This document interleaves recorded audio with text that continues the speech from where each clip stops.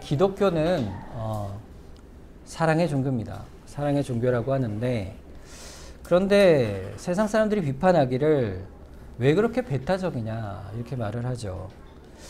왜 사랑을 말하면서 왜 너희만 구원이 있다 하느냐, 이렇게 기독교를 비판을 합니다. 우리가 지금 후원하는 선교사님들이 있죠. 우리 캄보디아의 김대원 선교사님. 캄보디아는 불교 국가입니다. 불교 국가. 그 앙코르와트가 있는 그 지역에서 사역을 하고 있어요. 그곳에서 불교를 믿는 그 사회 속에서 복음을 전하고 있습니다. 프랑스에서 또 선교한 우리 전경미 선교사님을 우리가 또 후원하고 있는데, 전경미 선교사님이 사역하는 마드리드라는 도시에는 무슬림화 됐어요. 도시가 아예 이슬람 사람들이 이주를 해서, 유럽에는 이주를 많이 하죠. 그래서 무슬림들이 이주를 많이 해서 아이도 많이 낳고 인구수가 증가해서 교회도 거의 사라지고 이제 무슬림 사원이 있고 또 무슬림화된 그런 도시가 됐습니다. 프랑스 상황이 그래요. 프랑스가 무슬림화 되어 가고 있죠. 그러니까 어디든 이 기독교와 다른 종교 속에서 우리가 믿는 바의 신앙을 어떻게 전해갈 수 있을까? 우리가 어떻게 그 현장에서, 선교 현장에서 이 말씀의 진리를 전할 수 있을까? 제가 예전에 이런 질문을 받은 적이 있어요. 그 이슬람교도 하나님을 믿지 않느냐? 알라 신이라고 그러잖아요. 알라라고 부르는데, 우리나라도 여호와라고 원래 이렇게 성경에 쓰여 있지만 우리 뭐라고 부릅니까? 하나님이라고 부르잖아요. 알라라는 뜻도 사실 아람어로 같은 뜻입니다. 그래서 동일한 하나님이 아닐까? 우리가 믿는 하나님과 알라라는 하나님이 동일하지 않습니까? 이런 질문을 받은 적이 있어요. 어떻게 생각하세요, 여러분? 알라 그 마호멧을 통해서 이제 세계화된 이 이슬람교의 하나님, 우리가 믿는 하나님, 같은 하나님일까요? 어떻게 생각하십니까? 이 마호멧이 이슬람을 시작한 것은 약 6세기, 7세기 요 정도 시대예요. 그때까지는 사실은 그 이슬람 지역이 기독교 영향권 아래에 있었습니다. 북아프리카, 중동까지 복음이 전해져서 교회들이 세워졌었죠. 자, 그런데 한두 세기 만에 완전히 무슬림 지역으로 변해버렸어요. 도대체 왜 그렇게 왕성했던 기독교가 그렇게 순식간에 무슬림화 되었을까? 그것은 이제 여러 가지 학설이 있지만 대체적으로 이런 얘기를 합니다. 기독교의 진리는 뭐죠? 하나님이 어떤 분이시라고 얘기하죠? 삼위일체 하나님을 얘기하죠. 근데 삼위일체 하나님을 설명하는 것은 참 어렵습니다. 우리가 하나님을 알아가는데 삼위일체 하나님에 대한 정확한 이해가 부족하죠. 말씀을 계속 알아가고 깨닫고 배워가야 하나님이 삼위일체이심을 깨달아갈 수 있죠. 그런데 초대교회, 초기 교회들은요, 성경이 그렇게 우리처럼 흔하지 않았어요. 성경을 많이 읽을 수도 없었고, 또 사람들에게 바르게 말씀을 전하는데 요즘처럼 미디어가 발달돼 있어서 누구나 다 들을 수 있는 그런 시대가 아니었습니다. 그래서 하나님에 대한 이해가 점점 부족해지고 희미해지기 시작했죠. 그런 가운데 마호멧이 등장한 겁니다. 자신이 계시를 받았다. 그래서 자신이 꾸란, 코란이라고 하는 그 계시를 쓴 경전을 만들죠. 그러면서 그가 하는 말이 이거예요. 하나님이 삼위일체가 어디 있느냐? 하나님은 한 분뿐이다. 이렇게 주장하니 사람들이 그것에 더 관심을 갖게 된 것으로 이렇게 역사학자들이 얘기를 합니다. 여러분, 그러면은 마호멧이 쓴 꾸란에 보면요, 예수님이 있어요. 예수님을 아주 뛰어난 선지자로 설명합니다. 동정녀 탄생도 얘기합니다. 그리고 여러 가지 성경에 있는 구약의 창조의 내용까지도 다 담고 있어요. 그러나 여러분, 두 가지 차이에서 이 이슬람의 하나님은, 알라는 우리 하나님과 전혀 다른 하나님이에요. 두 가지인데, 첫째는 뭐냐면 그 경전이 다릅니다. 경전이 달라요. 이 꾸란 안에 있는 내용들은요, 우리가 있는 구약 성경의 내용을 담고 있긴 하지만, 예수님에 대한 얘기도 하지만 성경이 아닌 외경, 위경이라고 하죠. 그러니까 성경이 아닌 비슷하게 쓴 가짜 성경들을 많이 인용하고 있어요. 그래서 그거 자체가, 내용 자체가 예수님을 인정하지 않습니다. 두 번째는 그 뿌리가 다르다는 거예요. 이 무슬림은 기독교의 그 신앙 가운데서 갈라져 나온 파가 아니고 시작부터 전혀 새로운 종교입니다. 그렇기 때문에 거기서 말하는 하나님은 다른 하나님이에요. 근데 무엇보다 가장 다른 것을 볼 때 우리가 뭘 봐야 되냐면 예수님의 신성을 믿느냐 하는 것이에요. 이슬람은요, 또 유대교도 마찬가지예요. 뭐가 다른가 하면 예수 그리스도의 신성을 절대로 인정하지 않습니다. 그래서 예수님께서 십자가에서 죽으신 것을 역사성을 부인하는 거예요. 그래서 우리의 죽으심을 부인하기 때문에 부활도 인정하지 않습니다. 결국엔 뭘 얘기하냐면 예수님께서 십자가에 죽으시고 부활하신 이유가 뭐죠? 우리의 죄를 사해 주시는 대리속죄의 개념이 그들에게는 없습니다. 이슬람의 하나님은 딱 하나예요. 창조주 하나님. 창조하시고 절대적이고 영원하신 지혜가 있는 그 하나님은 믿지만 나머지는 절대 믿지 않습니다. 예수님을 믿지 않는다는 건요, 대리속죄를 믿지 않는다는 건요, 결국 뭘 믿지 않느냐면 인간이 부패했다는 사실을 믿지 않는다는 사실이에요. 인간이 죄인이기 때문에 하나님의 그 은혜가 없으면 구원을 얻을 수 없다는 그 사실을 무슬림들은 인정하지 않습니다. 그 이해가 없어요. 그러면 한 걸음 더 나아가서 결국에는요, 하늘나라에 가는 그 종말론도 그들에게는 개념이 다릅니다. 여러분, 우리가 예수 그리스도 안에 있는 하나님의 나라는 어떤 나라입니까? 우리가 가는 하나님 나라는 어떤 나라일까요? 우리가 이 땅에서 살아가는 모든 삶의 풍요로움을 완벽하게 누리는 그런 곳, 세속적인 하나님 나라가 아니죠. 우리가 보는 하나님 나라의 본질은요, 죄가 없는 곳이에요. 죄가 없는 곳. 하나님 나라의 참 본질은 그래서 하나님의 그 거룩하심 앞에 하나님과 전혀 막힘이 없이 교통하는 곳. 그것이 바로 하나님의 나라입니다. 왜 그럴까요? 왜 그렇습니까? 예수 그리스도께서 온전히 우리를 대신하여 의의 순종을 이루시고 십자가에서 그 우리의 죄의 모든 값을, 공의의 값을 다 치루어 내심으로 대리속죄를 통하여 우리가 하나님 나라의 맛을 보는 겁니다. 여러분, 하나님 나라에 가면요, 하나님 말씀을 공부할까요, 안 할까요? 하나님 나라에 가면 말씀을 들을까요, 안 들을까요? 여기서는 하나님이 여기 이 땅에 살 때는 하나님 말씀을 계속 들으니까 천국 가면 하나님 뵀는데 뭐 또 말씀을 듣겠어요, 이렇게 생각할 수 있지만 하나님 말씀은 영원합니다. 천국에 가도요, 하나님 말씀을 우리가 듣게 돼요. 그런데 우리가 말씀을 들을 때 끊임없이 그 말씀에 대한 열망을 갖게 돼요. 천국 가면. 왜냐하면요, 지금은 우리가 말씀을 들어도 실행할 능력이 완벽하지 않잖아요. 그런데 천국 가면요, 우리가 열망하는 그대로 하나님의 말씀을 순종하며 실행할 수 있는 능력이 주어지는 그 나라가 하나님 나라입니다. 하나님 나라는요, 이 땅에서도 이미 우리가 겪고 있죠. 경험하고 있죠. 개인의 신앙의 아름다운 성숙, 열매, 그 가운데서 주의 은혜가 있어 우리가 이 땅에서 맛보아 아는 것이에요. 그래서 그 나라에 가면 완성이 되어지는 거죠. 죄로 인한 슬픔, 아픔, 눈물, 사망, 이런 것이 다시 없는 나라. 그래서 우리가 하나님 나라를 영생의 나라로, 하나님 말씀을 순종하는 나라로, 그 가운데 왕성하게 드러나는 나라로 우리가 하나님의 나라를 바라보게 되는 겁니다. 그러니까 하나님 나라는요, 한마디로 얘기하면 죄에 대한 율법의 정죄가 없는 나라예요. 율법이 완전히 이루어지는 나라예요. 그것이 우리에게는요, 행복입니다.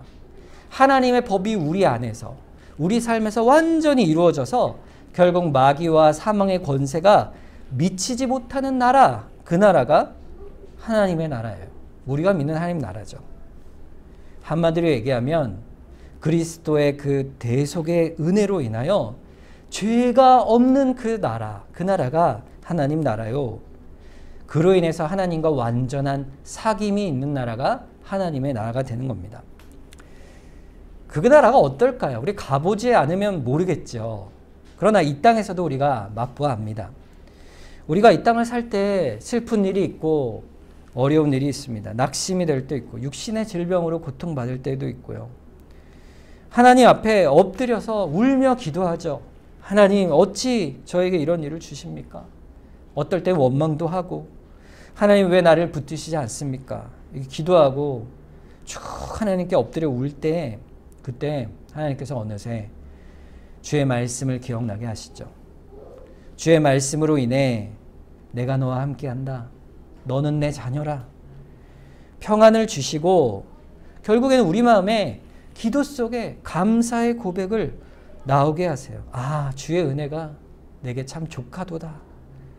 이렇게 바뀌어가면서 우리 마음에 기쁨을 주세요. 그래서 우리가 있는 상황도 견딜만한 거예요. 기도 시작할 때 너무 힘들고 지쳐 있었는데 기도하면서 주께서 주시는 은혜로 감당할 수 있고 견디게 되는 거예요. 위로와 평안이 점점 심령에 가득해 오는데 거기서 감사가 있는 겁니다. 그게 뭘까요? 영생의 맛이에요. 하늘나라의 맛입니다. 그 맛을 우리가 이 땅에서 순종함으로 말씀 안에서 적극적인 기쁨 가운데 누려가게 되는 거예요.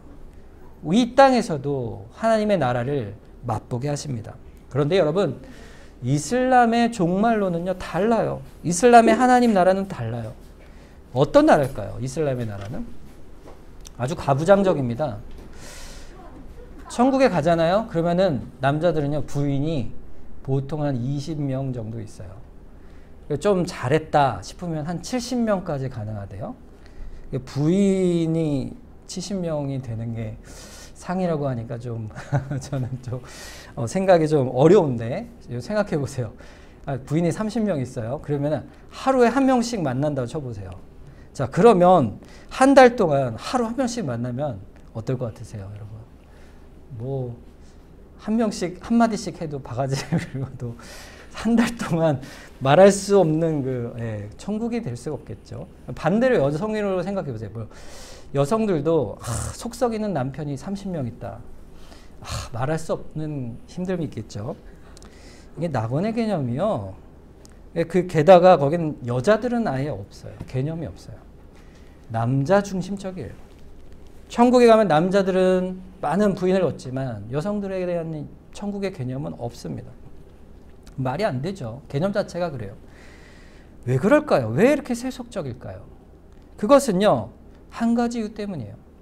대속의 대리속죄의 은혜, 예수 그리스도의 죄 용서의 은혜를 모르기 때문에 그래요. 천국이라는 곳이 어떤지 모르기 때문에 그래요. 그래서 거룩이라는 것을 몰라요. 죄의 개념이 없는 거예요.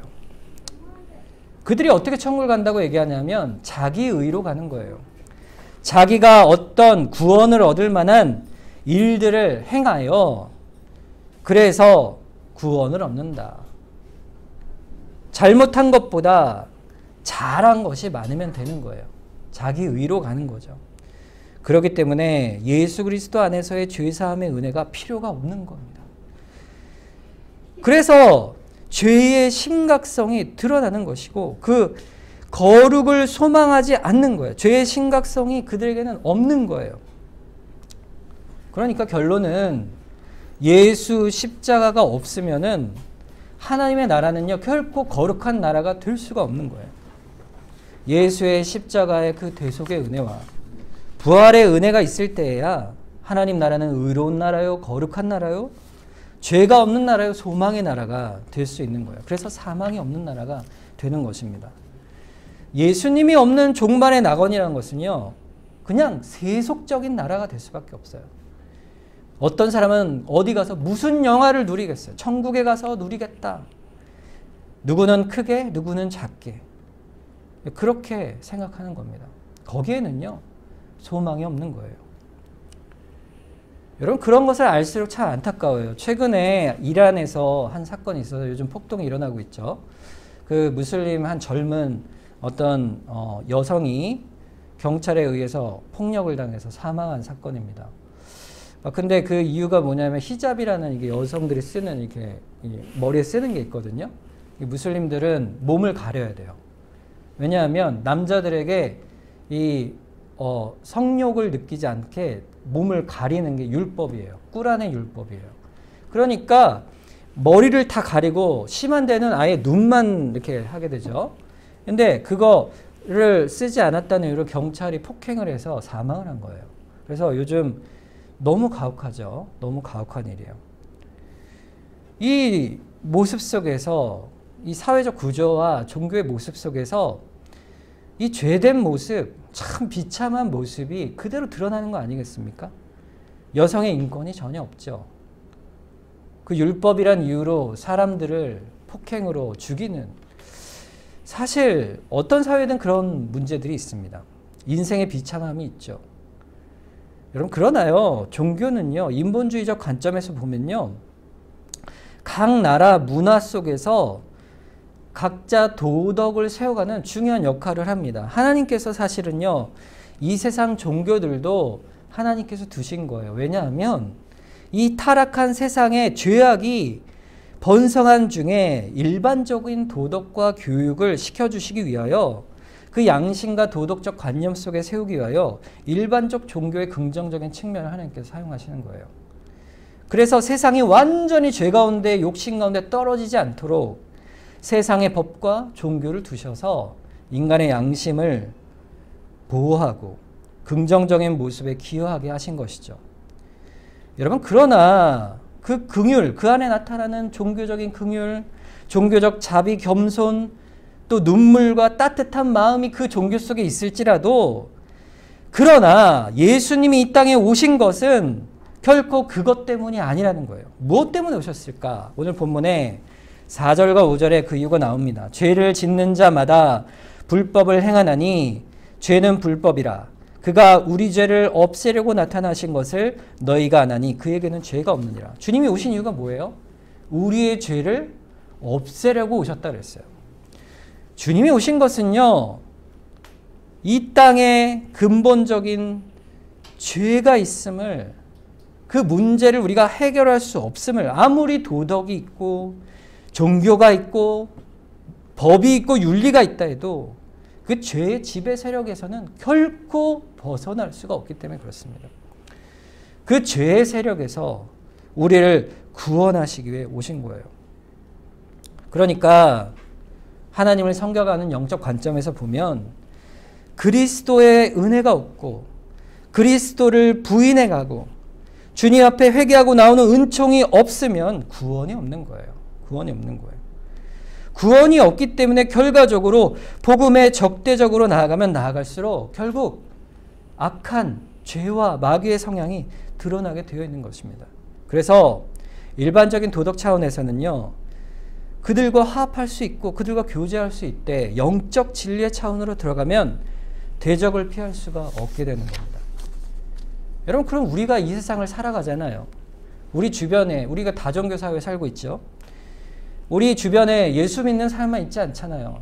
불자도 있고, 이 무슬림을 믿는 사람도 있고, 아니면 다른 종교를 믿는 사람들, 수없이 많은 종교, 이 다종교 사회에서 우리 기독교인이 어떻게 살아가야 될까? 여기서 그 두 가지 차원을 생각해 봐야 합니다.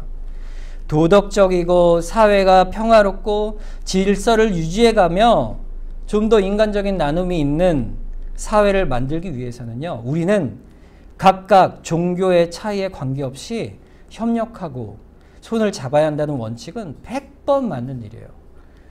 이 일에 종교가 다르다고 하여 협동하지 않고 배타적이거나 멸시하거나 외면하면요, 죄예요. 죄. 하나님 보실 때 죄예요.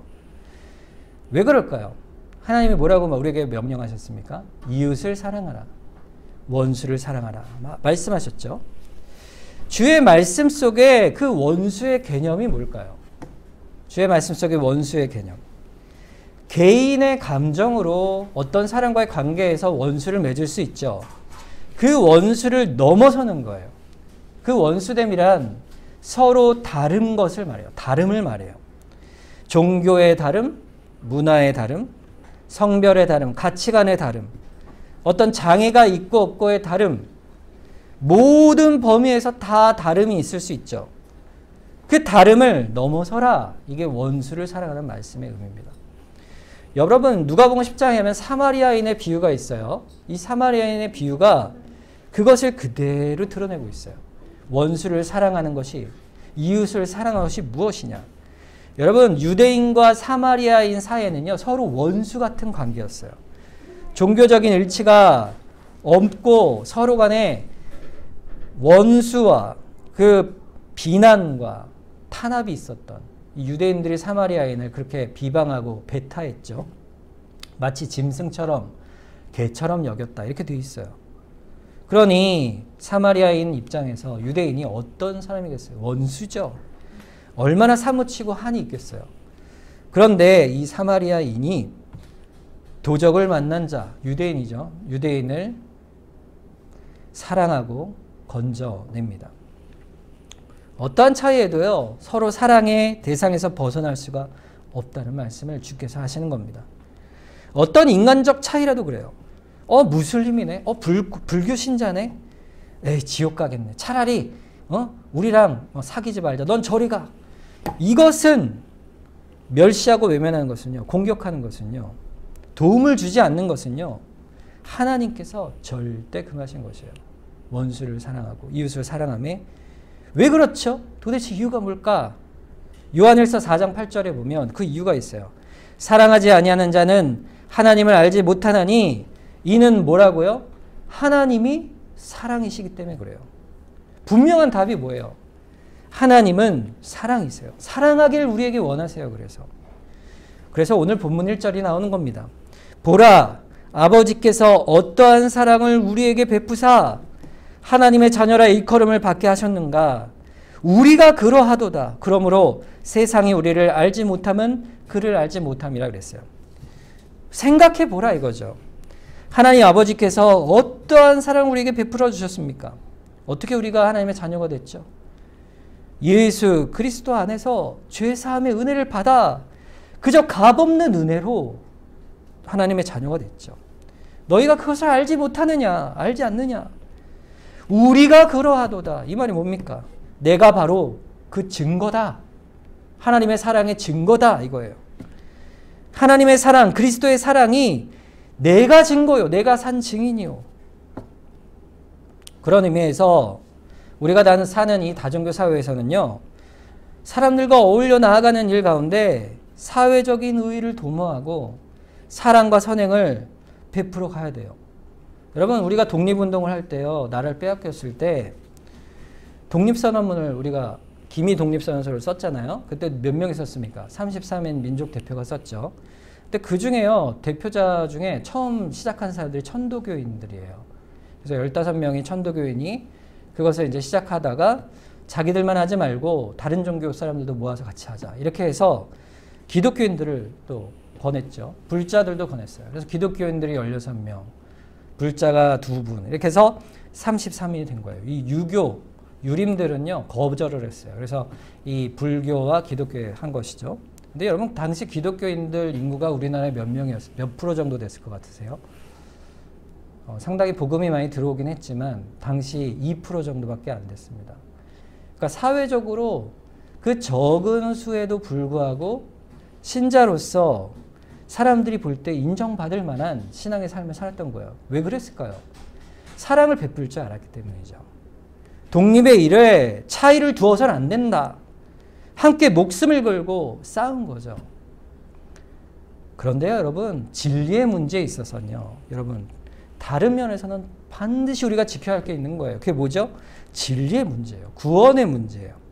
구원의 문제에 있어서는요, 당신이나 우리나 똑같이 구원이 있어. 이렇게 말하면 안 되는 겁니다. 그러니까 이 차이를 잘 구별하셔야 되는 거예요. 독립을 위하여 모든 종교인들과 함께 할 수 있지만 구원에 있어서나 하나님을 예배하는 데 있어서는 우상을 금하고 참 하나님을 믿고 나아가는 일에 있어서는요, 엄격한 구별이 있어야 되는 것입니다. 그럼 어떻게 할까요? 우리가 어떻게 해야 될까? 그들과 적대적으로 싸우지 말고 사랑하되 그리스도를 부인하는 그런 일에 우리가 배타적으로 나아가야 된다. 그러니 어떻게 우리가 이 두 양면성을 가지고 선교를 하고 전도를 할 수 있을까? 한 가지 답밖에 없습니다. 여러분, 선교사님들이요, 선교지에 가면요, 복음을 전할 때 어떻게 전하는지 아십니까? 우리가 편지를 쭉 오면은 읽어보시면 좋을 것 같아요. 제가 이제 선교 편지를 가끔씩 올려드릴 거예요. 연락이 오면은. 근데 한 가지로 얘기하면 긍휼의 선교예요. 긍휼로 선교를 하고 사랑으로 선교를 하는 거예요. 무슬림이든 불교인이든 무신론자든 그 선교 현장에서요, 그들을 보호하고 사랑하고 돕는 거예요. 그게 선교사들이 하는 일입니다. 하나님은 사랑이시니까, 우리가 하나님의 그 사랑이 어떠함을 받아 아는 자니까, 우리가 그러하니까 아는 거예요. 내가 그 사랑의 증거요, 증인이기 때문에 증언하는 겁니다. 어떻게 해요? 긍휼로, 사랑으로. 여러분, 선교연지는 대부분요, 비참한 삶을 살아가요. 사회적으로나 심리적으로 억압과 눌림과 압제가 있는 곳이에요. 대부분이 그래요. 부패하고 썩은 인생들이 살아가는 그러한 사회 속에 살아가는 거죠. 그런 곳에 물질로 돕고 의료적 치료를 해주고 영혼의 상담을 해주고 긍휼의 손길로 교제를 나누는 그곳에 인색하지 않는 거예요. 우리가 그 일을 위해 같이 기도하고 협력하고 돕는 것이죠. 그 가운데 주 예수 그리스도의 복음의 은혜가 그 사람들에게 입혀져서 나오면 단단히 복음을 가르쳐서 주 앞에 완전히 회심으로 구원에 이르도록 그렇게 추수하는 일을 하는 것이 선교 일입니다. 여러분, 추수, 청교하는 일이요, 평생 사역인데 평생에도 3명, 평생에도 5명 이렇게 복음 전하는 분들도 있어요. 중동 지역 같은 곳엔 그런 곳이 허다합니다. 그런데도 평생 그 선교지에서 살아갑니다. 그렇게 선을 행해가는 거예요. 여러분, 우리도요, 사실은 똑같습니다. 선교지 거기만 그런 게 아니에요. 우리도 평생 우리가 있는 곳에서 전도를 해 나갈 때 똑같은 거예요. 사랑과 긍휼로 하는 거예요. 우리가 받은 사랑의 그 내용이 뭘까요? 그게 뭐냐? 오늘 본문 1절에 우리가 누구라고 설명합니까? 하나님의 자녀라 그랬어요. 하나님의 자녀라. 세상은요, 하나님의 자녀라는 개념을 이해를 못합니다. 하나님의 자녀란 것이 하나님의 거룩하신 분, 그의 아들이 된 그리스도 안에서 그 은총으로, 속죄의 은총으로 자녀 삼아주시는 그 은혜인데 대체 왜 그래야 되느냐? 모르는 거예요. 왜 그래야 됩니까? 죄의 용서 때문이죠. 죄가 뭔지 이해하고 죄 용서를 받는 그 은혜의 긍휼을 알아야 되는데 세상 사람들은요, 그 은혜를 전혀 모르는 것이요, 필요가 없는 것입니다. 이슬람이든 불자든 똑같아요. 모르는 거예요. 그래서 우리를 배타적이라 하는 겁니다. 여러분, 그들에게 복음을 전하는 일들이, 많은 일들이 우리 삶에서도 이루어지죠. 다른 종교와 더불어 도덕적인 권면과 사랑을 나누며 함께 평화로 공존할 수 있죠. 그러나 영적 진리에 있어서는요, 구원은 오직 기독교밖에 없다는 사실을 지켜나가야 돼요. 이 긴장과 협동의 관계를 어떻게 선을 지키고 나아갈 수가 있을까요? 어떻게 지켜나갈 수 있을까요? 이 강단에서요, 스님을 안 세우는 거예요. 우리가 그러면 아유, 그럴 수 있어요? 웃지요. 웃을 수 있어요. 근데 실제로 그런 일들이 있습니다. 불교 절의 법당에 가서요, 목사가 말하지 않는 거예요. 이게 무슨 얘기냐면요, 종교적인 혼합성을 지켜가는 거예요. 그렇지 않도록 지켜가는 거예요. 여러분, 한국교회가 타종교와 평화와 협동에 대한 인식이 있어서 당연히 그래야 되는 게 맞습니다. 그런데 그 일 가운데서 별의별 일들이 있는 거죠. 심지어는 불교에도 기독교나 이런 것처럼 구원이 있어, 이렇게 문이 열려있다는 잘못된 해석을 하거나 그렇게 말을 하면 안 되는 겁니다. 성경에 보면요, 그렇게 말씀하지 않거든요. 요한복음 14장 6절에서 7절에 보면 예수께서 이르시되 내가 곧 길이요 진리요 생명이니 나로 말미암지 않고는 아버지께로 올 자가 없느니라. 너희가 나를 알았더라면 내 아버지도 알았으리로다. 이제부터 너희가 그를 알았고 또 보았느니라 그랬어요. 예수 그리스도 외에는요, 하나님께로 나아갈 자가 없는 거예요. 하나님이 창조주 하나님이라는 설명을 그들도 하지만, 그러나 창조주 하나님이 너무 비슷하고요. 심지어 여러분, 플라톤이 말하는 절대 존재, 제1자 하나님 창조주하고 똑같아요. 여러분, 스토아파, 그리스도의 스토아파, 처음에 말했던 그 철학적 관념도요, 하나님을 말하는 것 같아요. 그런데 우리가 아는 하나님은 그런 하나님이 아닙니다. 인격적인 하나님이에요. 아버지이신 하나님, 우리가 자녀인 하나님, 하나님과 인격적인 교통과 사귐을 갖는 거예요. 그 개념이 우리에게 있는 거예요. 왜요? 누구를 통해서? 예수 그리스도를 통해서 성경에 기록된 하나님을 알아가고 사랑하며 그와 교통하게 되는 거예요. 그것이 없으면 마귀는요, 얼마든지 우리를 우상숭배로 끌고 갈 수 있어요. 조금만 예수님을 믿는 믿음을 뒤틀어 버리면요, 이단이 되는 겁니다. 우리에게 있어서 너무 중요한 거예요. 여러분, 이렇게 서로 그 종교적 혼합이 오는 그런 일들을 착각하는 분들의 그 착각이 뭐냐면요, 타종교 사역 속에 사회 평안과 안녕과 공의와 사랑을 위해서 종교 간 대화와 협동이 필요하다는 일반적인 영역과 신앙의 영역 사이의 엄격한 경계를요, 무너뜨리는 데 있는 거예요. 여러분, 그래서 우리 삶에서도 똑같습니다. 여러분, 이건요, 교회의 어떤 신학적 얘기가 아니에요. 여러분, 직장에서 다른 종교인들과 다투지 마세요. 직장 영역에서 혹은 사회에서 친구 간에 종교 얘기로 다투지 마세요. 협동하고 오히려 사랑하고 더욱더 사랑해 주세요. 더욱더 양보하고 더욱더 더 아끼세요. 그 영혼을 그러다 보면 그들의 영혼 구원의 기회가 올 수가 있는 거예요. 그때는 단호하게 얘기하는 거죠. 예수밖에는 생명이 없다. 그 얘기를 하는 겁니다. 가족 간에도요, 다른 종교가 있어서 불편한 다툼이 있을 수 있는데 그러면 안 되는 겁니다. 평화롭게 하는 거예요. 평화를 이루어가는 거예요. 그것을 위해 희생도 하는 겁니다. 그러나 단호하게 말하는 거예요. 나는 제사 안 드립니다. 나는 예수 그리스도 한 분 외에는 내 소망이 없습니다. 분명하게 얘기하는 거죠. 그리고 다른 일에 있어서 돈을 나누는 일, 가족이 모여 있는데 돈을 써야 하는데 인색하면 안 되죠. 시간을 희생하는 일에 더욱더 인색하거나 이런 일이 없이 가족 안에서 돕는 일에 힘써 행해야 하는 겁니다. 사회 안에서도 돕는 일을 힘써 행해야 하는 거예요. 이것이 일반 삶의 영역에서 안에서의 다른 종교인과 함께 더불어 사는 신자의 모습이에요. 이것이 이웃을 사랑하고 원수를 사랑하는 일에 주의 계명을 다름을 넘어서는 그 삶의 모습인 것이죠. 그러나 이웃과 원수를 사랑하라고 했지 그들을 따라 우상 숭배하라고 하지 않으셨잖아요.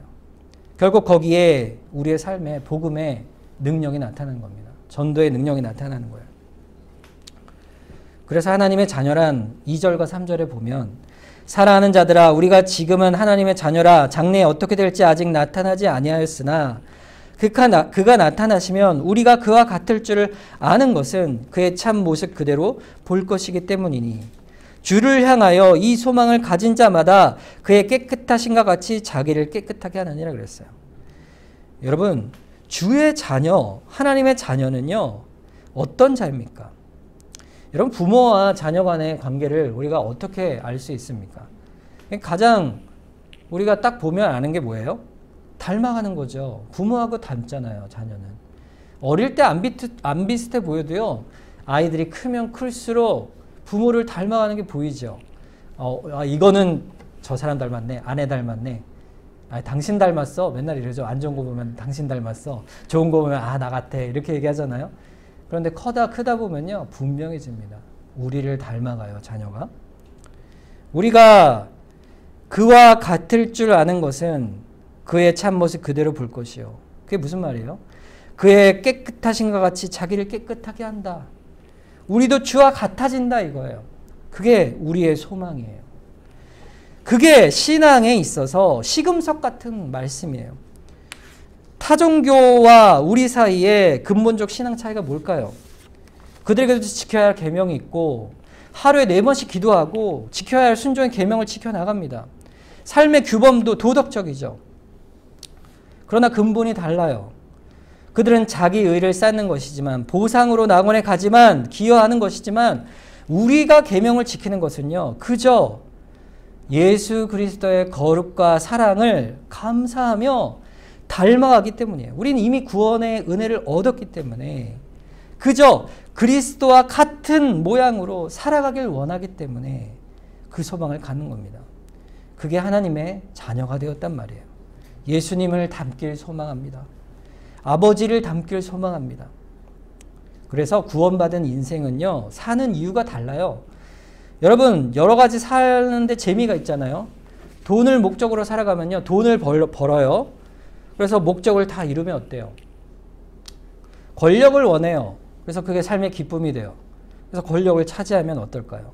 어떤 목적을 이룬 다음에는요. 여러분 목표가 사라져버리면요.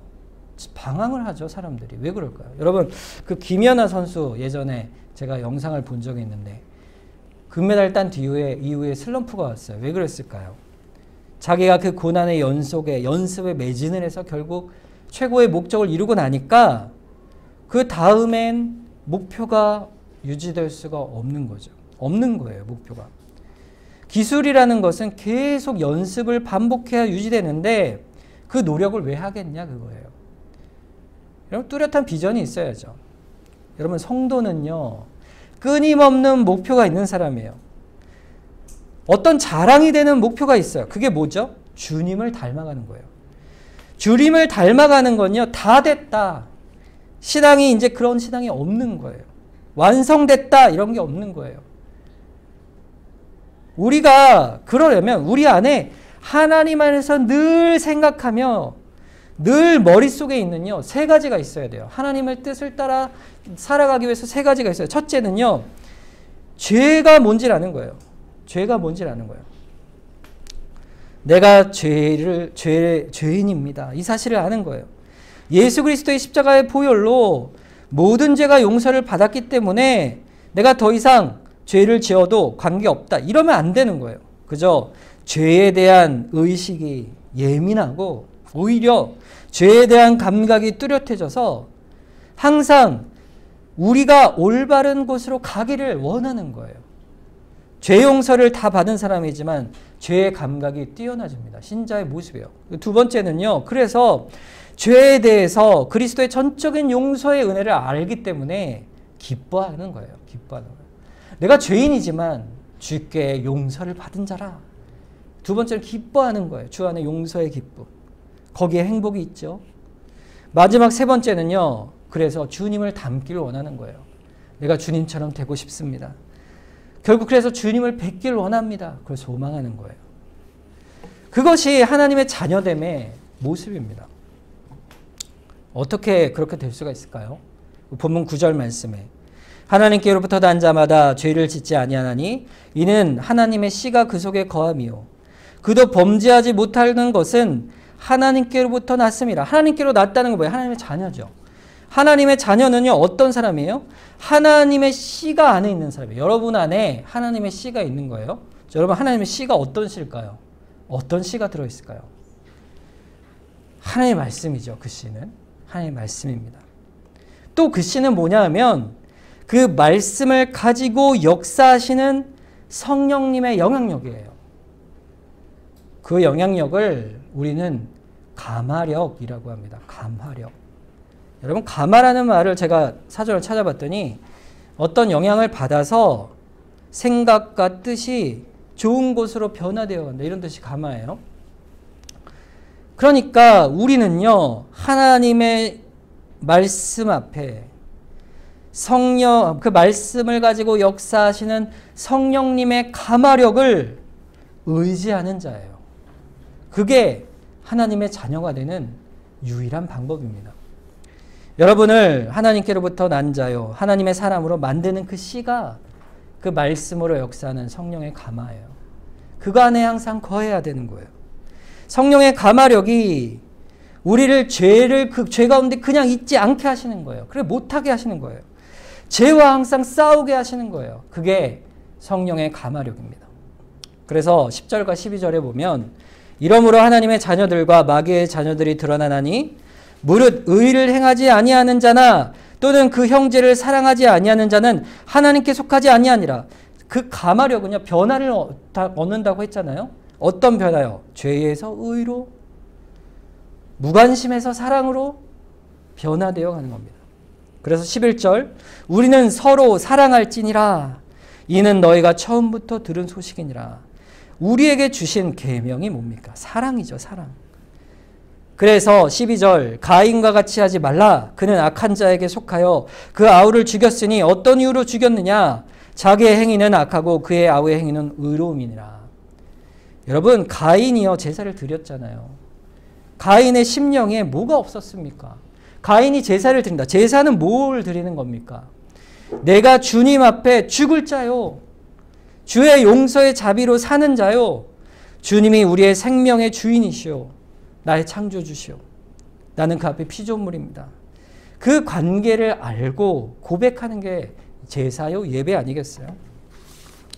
그런데 가인은 마음이 거기 있지 않았던 거예요. 마귀의 마음을 갖고 제사를 드린 것이죠. 그러니까 어떻게 합니까? 아벨을 죽인 것이죠. 아벨을 죽인 것으로 알잖아요. 그 죽임은 누구를 향한 원망이 비롯된 것이겠어요? 하나님을 향한 거죠. 내 제사를 왜 안 받으시는가, 하나님? 내가 당신께 한 일이 헛된 것입니까? 내 어찌 수고를 외면하십니까? 당신은 악하오. 내가 당신의 그 사랑하는 자를 죽이겠소. 이게 아벨을 죽인 가인의 마음 아니겠어요? 여러분, 신자가 예수 그리스도의 속죄를 받은 증거된 우리가 어떻게 살아야겠습니까? 가인이겠어요? 아벨이겠어요? 가인과 같이 되지 말라. 그러려면 어떻게 해요? 의와 거룩 가운데 사랑으로 나아가라. 이 은혜를 알려면요, 오직 예수 그리스도의 대속의 은혜를 알아야 되는 거예요. 죄가 뭔지를 아는 사람이야 말로 그렇게 되는 거예요. 하나님의 거룩을 아는 자가 되는 거예요. 그래서 하나님의 나라를 맛볼 수 있는 거예요. 오직 주의 용서의 은혜밖에 없습니다. 거기에 엎드리는 거예요. 그래서 십자가 그 십자가 앞에 우리가 나아가는 겁니다. 여러분은 여러분 심령 속에 말씀과 그 말씀으로 역사하는 성령의 감화력의 씨가 있는 분들이에요. 그래서 주님을 닮아가는 주의 자녀로 사는 분들입니다. 그래서요, 우리가 고백하는 거죠. 똑같이 우리가 그러하도다. 내가 그러합니다. 주님, 세상 속에서 하나님의 은혜를 증거하는 자로 살겠습니다. 주님의 그 구속의 은혜를 받은 자로 살겠습니다. 그걸 증거하는 자로 사는 거예요. 여러분, 우리는 한 가지로 우리를 고백할 수 있는 사람이에요. 뭘로 고백할 수 있을까요? 예수 그리스도의 대속의 은혜, 그 십자가. 여러분, 그것을 항상 마음에 새기시길 바랍니다. 그래서 성령의 감화를 따라 하루하루 의지하며 살아가세요. 성령님 도와주세요. 주님 나를 붙들어 주세요. 주의 말씀으로 나를 새롭게 하여 주세요. 내가 이 세상 속에 증인으로 살 수 있게 붙들어 주세요. 그것이 오늘 말씀에 우리에게 주시는 교훈의 말씀입니다. 오늘 말씀을 기억하면서 우리 시간 합심해서 한번 기도하겠습니다. 주님,